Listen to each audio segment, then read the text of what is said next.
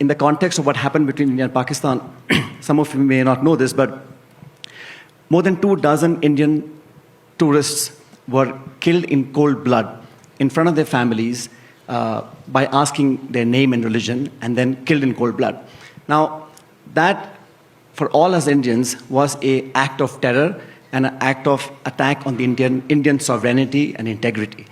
Now, while other nation states, the big ones, have the right to respond or right to do preemptive strikes when they have quote-unquote credible evidences, I think we as a nation, as a country that believes in peaceful existence and democratic values are within our right to respond adequately only at the terror infrastructures that exist, documented, exist. What happened post that, like you mentioned, Ed, is very, very disconcerting, because President Trump, not just a dozen times, 14 times has claimed that he was the one who got the ceasefire done. In fact, for the first time ever, US president actually announced the ceasefire way before it had actually materialized.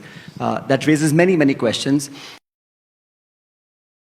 But what's far more remarkable is the fact that the US president was having to deal with the chief of the army staff in Pakistan, not the elected government or its foreign minister or its prime minister.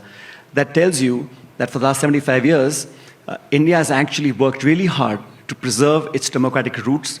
In that region, I won't take names, but not many nation states have a vibrant, functional democracy like we do. That is the reason why the army has so much leverage in most of our countries in the neighborhood. And that's why General Munir was called for lunch and not the elected government of Pakistan. But the US is quite lucky in terms of its neighborhood. Some of them are friendly, some are not willing to be bought out, and you have oceans on both sides. But India has a very different neighborhood, and we have to navigate that landscape on our own. Therefore, whatever we decide to do in terms of our internal security issues, our border issues, our foreign policy issues, our immediate neighborhood, are singularly focused on protecting our own national interests.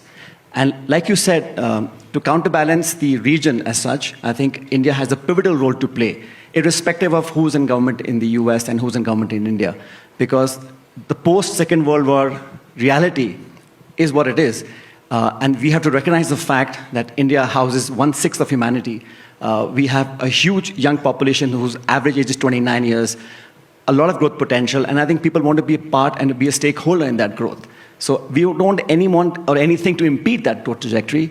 Therefore, I think it's in the interest of everybody to work in a collaboration, to actually work on the things that suit everybody, including global peace and regional security.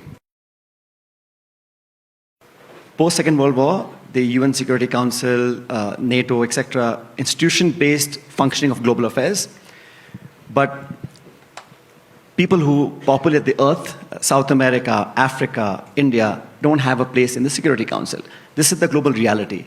Now, if BRICS comes together as a platform, it's only a credible voice of the South. And nothing the BRICS has ever done which challenges anything that's of US interest. So I think it's fear-mongering to talk about currency replacement, etc. I think that's coming anytime soon.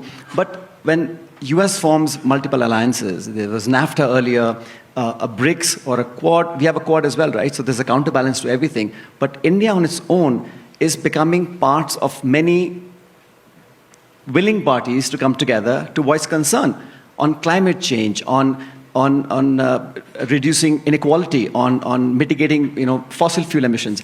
All these efforts need collaboration with willing minds, willing parties, willing countries. There's nothing wrong for India to be a part of those institutions. We're moving along. But like I said, you have to change the institutional framework which has guided the world for the last 70-odd years. This is a new reality. And we cannot play the same game with the old instruments and expect things to change. So if we have to move forward, we have to reform, we have to be accepting of the new reality, and treat as partners people who are willing to work with you.